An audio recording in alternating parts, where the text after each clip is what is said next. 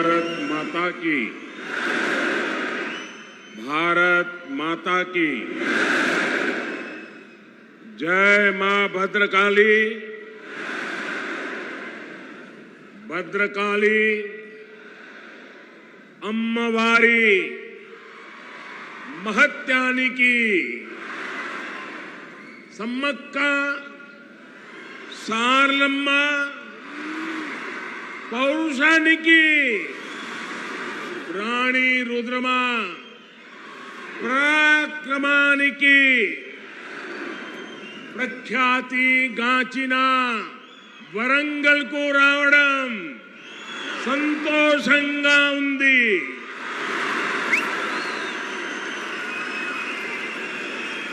आज मैं एक बीजेपी कार्यकर्ता के रूप में वारंगल में आप सबके बीच आया हूं। ये क्षेत्र जनसंघ के जमाने से ही हमारी विचारधारा का मजबूत किला हुआ करता है। जब संसद में बीजेपी की सिर्फ 2 सीटें थी, तब हनुमान कांडा से सी जंगा रेड्डी जी सांसद हुआ करते थे। आज बीजेपी दुनिया का सबसे बड़ा राजनीतिक दल है, तो इसमें तेलंगाना की इस धरती की बहुत बड़ी भूमिका है। मुझे खुशी है कि अब यहां बीजेपी का निरंतर विस्तार हो रहा है। 2021 में यहां के म्युनिसिपल कॉरपोरेशन के चुनाव में बीजेपी अपने प्रभाव का ट्रेलर दिखा चुकी है। इतनी बड़ी संख्या में आप यहां पहुंचे हैं, इसका संदेश साफ है। अब विधानसभा चुनावों में बीजेपी यहां बीआरएस और कांग्रेस दोनों का पत्ता साफ करने जा रही है। साथियों, यहां आने से पहले मुझे तेलंगाना के विकास से जुड़े हजारों करोड़ रुपए का प्रोजेक्ट का शिलान्यास करने का अवसर मिला है। इनसे इस क्षेत्र में सुविधा तो बढ़ेगी ही, रोजगार के भी नए अनेक अवसर बनेंगे। पिछले 9 वर्षों में केंद्र की बीजेपी सरकार ने तेलंगाना के विकास के लिए पूरी शक्ति से काम किया है। आज तेलंगाना में करीब 36,000 करोड़ रुपए के नेशनल हाईवे प्रोजेक्ट पर काम चल रहा है। 2014 में तेलंगाना के लिए जो रेल बजट था, आज उसका 17 गुना 17 टाइम अधिक रेल बजट तेलंगाना के पास है। भाजपा का लक्ष्य यही है, तेलंगाना विकसित बने, तेलंगाना भारत को विकसित बनाए। साथियों, भारत की आत्मनिर्भरता में तेलंगाना की भूमिका बहुत बड़ी है।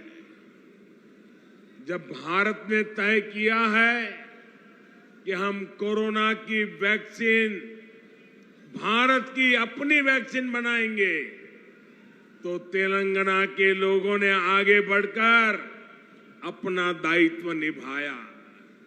जब भारत ने तय किया कि हम दवाइयों के लिए कच्चा माल बनाएंगे, तो तेलंगाना के लोग नई ऊर्जा के साथ जुट गए।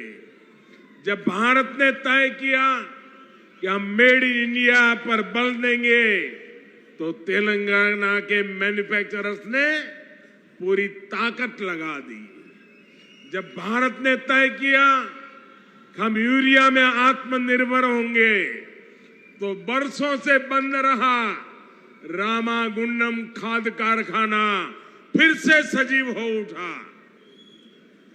और साथियों, जब भारत ने अपनी रेल को आधुनिक बनाने का फैसला किया, तो भी इसमें तेलंगाना ही अपनी बड़ी भूमिका निभा रहा है।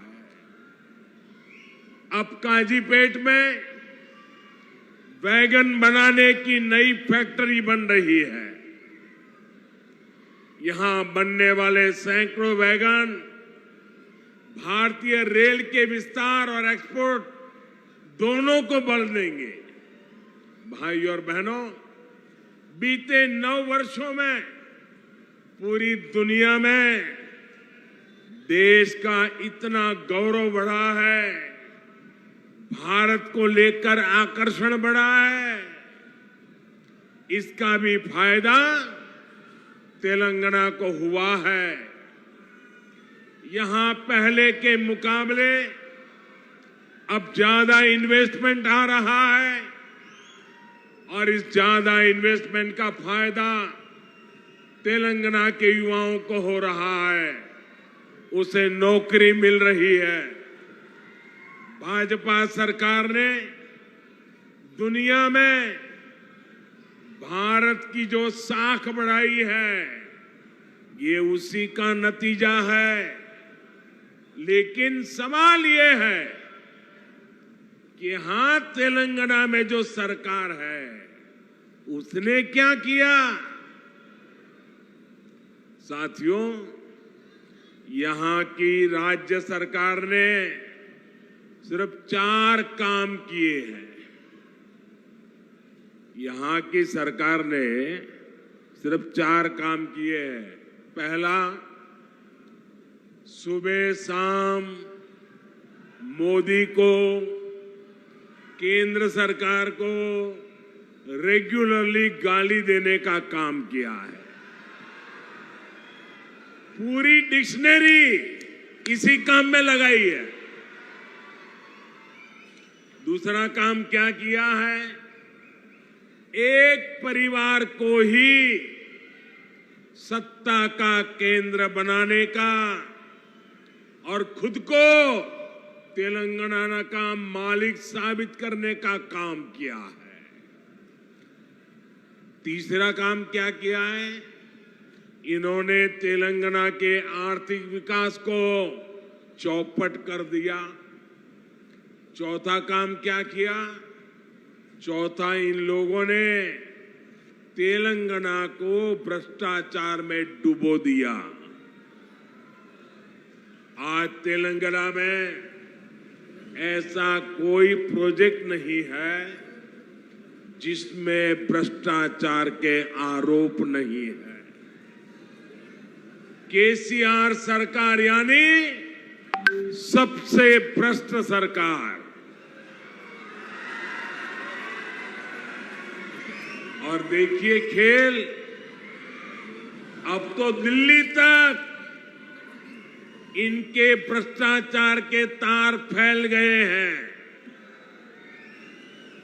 हम पहले 2 देशों या 2 राज्यों की सरकारों के बीच विकास से जुड़े समझौतों की खबरें सुना करते थे कि भाई विकास के लिए 2 राज्यों ने समझौता किया, पानी के लिए 2 राज्यों ने समझौता किया, ऐसी खबरें आती थी।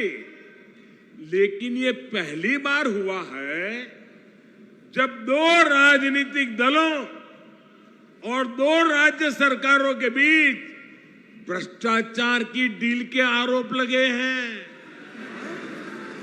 ये दुर्भाग्य है कि जिस तेलंगाना के लिए जनता ने इतना संघर्ष किया, इतने बलिदान दिए, उस जनता को ऐसे दिन देखने की नौबत आई है। और साथियों, मैं एक और बात कहूंगा, यहां सत्ता में जो परिवार बैठा है, जो करोड़ों को घोटालों में लिप्त है, जिस पर जांच एजेंसियों का शिकंजा लगातार कस रहा है, जिसकी पोल तेलंगाना के लोगों के सामने खुल चुकी है, वो परिवार अब तेलंगाना की जनता को गुमराह करने के लिए, माइंड डाइवर्ट करने के लिए नए नए हथकंडे अपना रहे हैं। आपको इन हथकंडों से, इनकी चालबाजियों से सावधान रहना है। साथियों, मैं जब भी तेलंगाना आता हूं, आप सभी लोगों की एक और छटपटाहट समझ आती है। आप लोगों ने कभी नहीं सोचा था कि एक दिन इस तरह परिवारवादी राजनीति के शिकंजे में हमारा तेलंगाना फंस जाएगा। परिवारवादियों को सिर्फ अपने बच्चों, अपने बेटे बेटियों के भविष्य की चिंता होती है।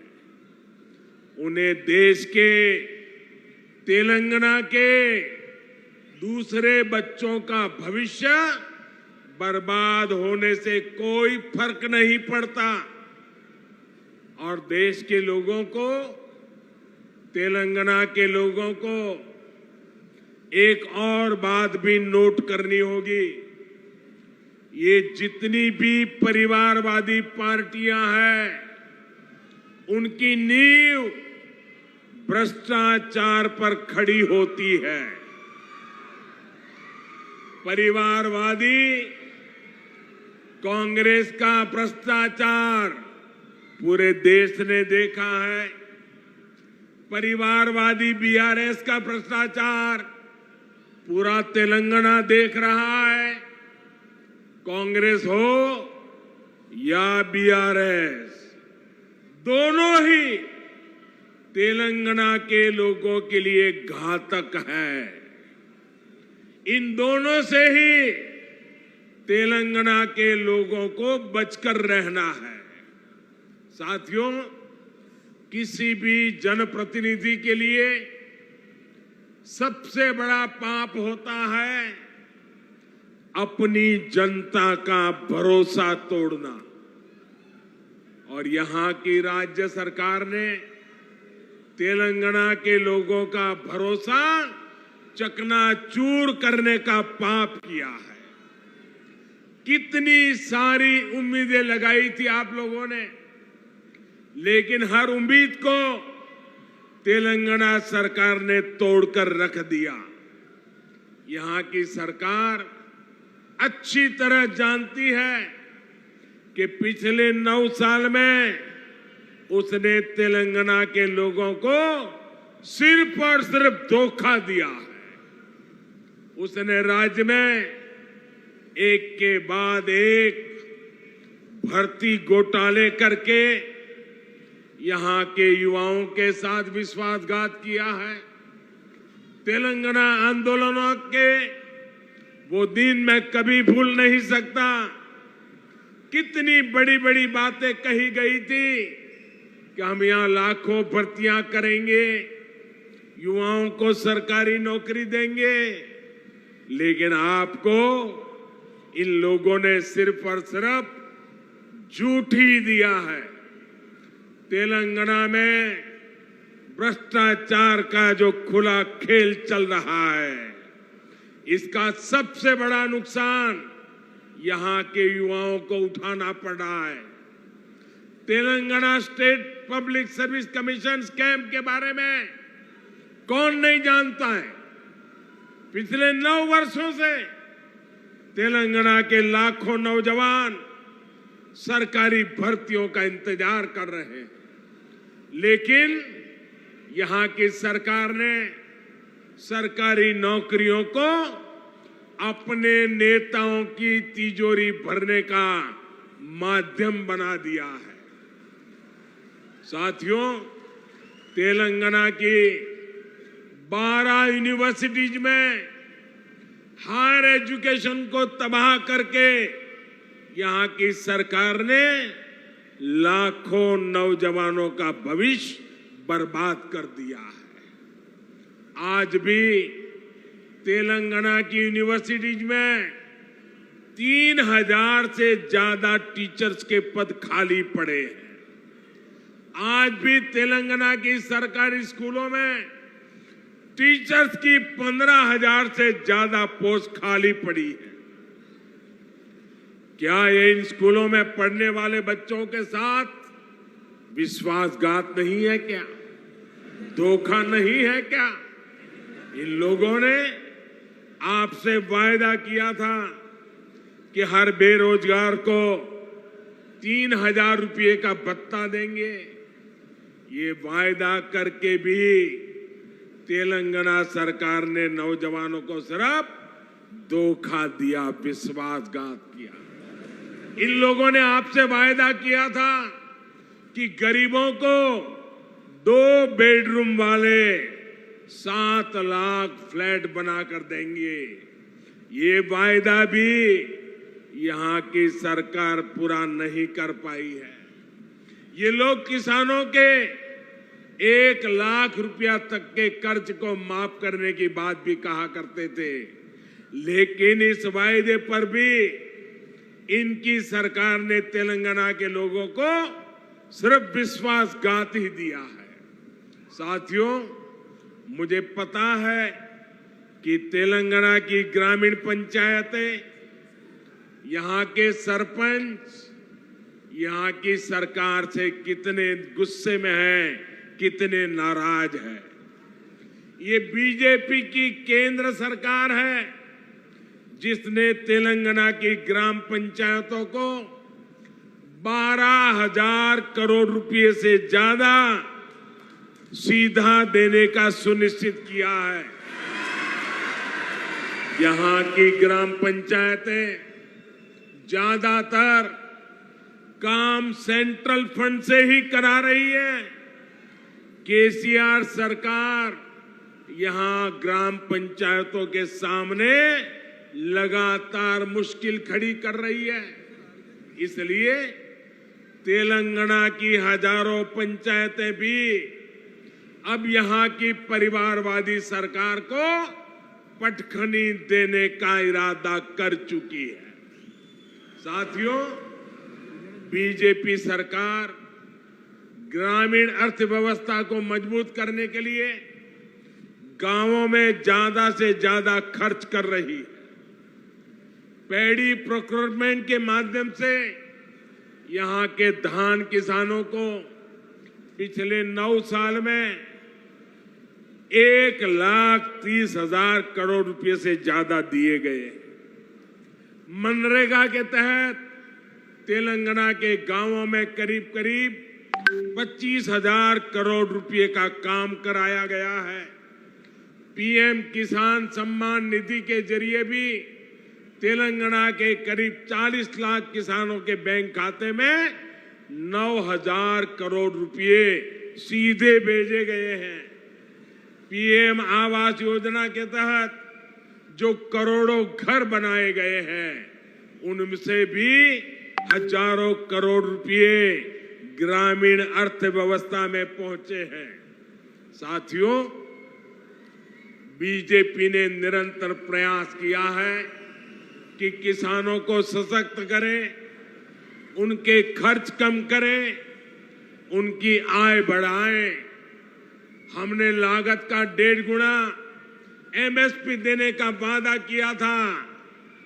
हमने वो गारंटी को पूरा करके दिखाया। हमने दाल की एमएसपी पर रिकॉर्ड खरीदी करके हमारी गारंटी पूरी की। हमने सिंचाई के नेटवर्क को सशक्त करने का वादा किया था, वो गारंटी भी हमने पूरी की। किसानों को कोल्ड स्टोरेज की दिक्कत ना हो, इसके लिए दुनिया का सबसे बड़ी भंडारण योजना पर पूरा काम हो रहा है। आप जानते हैं कि जो 7 मेगा टेक्सटाइल पार्क देश में बनने वाले हैं, उनमें से भी एक यहां तेलंगाना में बनने जा रहा है। इन सभी प्रयासों का लाभ यहां के किसानों को होगा, हमारे कॉटन ग्रोवर किसानों को होगा। भाइयों बहनों, तेलंगाना की सरकार ने गरीब, दलित, पिछड़े आदिवासियों को सिर्फ झूठे वादे दिए, झूठी घोषणाएं दी, लेकिन केंद्र की बीजेपी सरकार ने सही मायने में इन वर्गों को सशक्त किया है। वारंगल सहित इस पूरे क्षेत्र में बड़ी संख्या में आदिवासी और पिछड़े समाज के लोग रहते हैं। पहले की सरकारों में हमारे आदिवासी भाई बहनों के साथ सौतेला व्यवहार किया जाता था।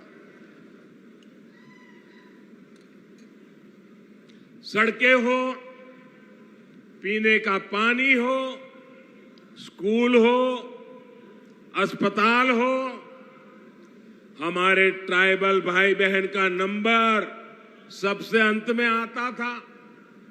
आदिवासी क्षेत्रों के विकास के लिए बीजेपी ने पहले की सरकारों की सोच और अप्रोच दोनों को बदल दिया।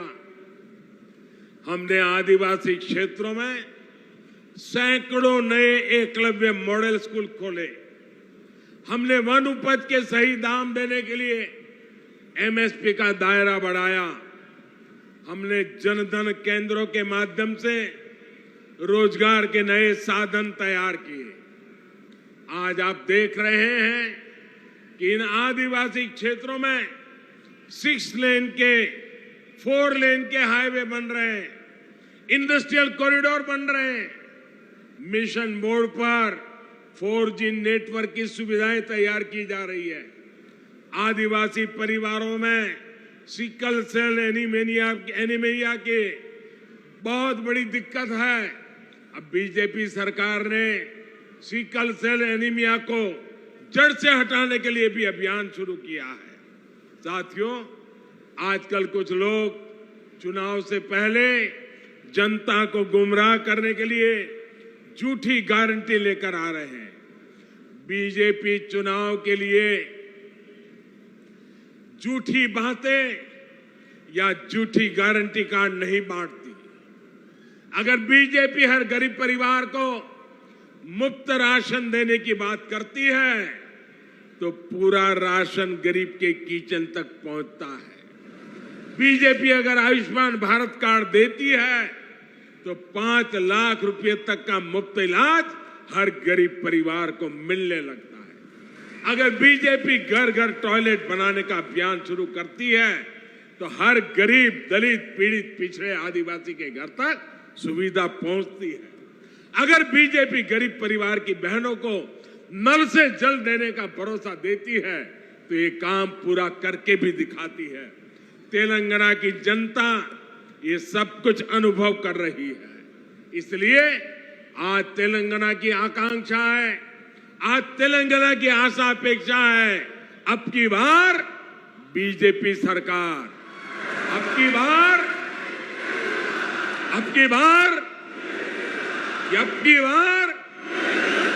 यही भाव मैं यहां वारंगल में देख रहा हूं, पूरे तेलंगाना में देख रहा हूं। भाइयों बहनों, ये बड़ी संख्या में आपकी मौजूदगी हैदराबाद में उस परिवार की नींद हराम कर रही है। और मैं देख रहा हूं अब तेलंगाना के लोगों ने भाजपा की सरकार बनाने का फैसला कर लिया है। मैं फिर एक बार आप सबको बहुत बहुत शुभकामनाएं देता हूं। बहुत बहुत धन्यवाद। मेरे साथ बोलिए भारत माता की। दोनों हाथ ऊपर करके पूरी ताकत से बोलिए भारत माता की, भारत माता की, भारत माता की।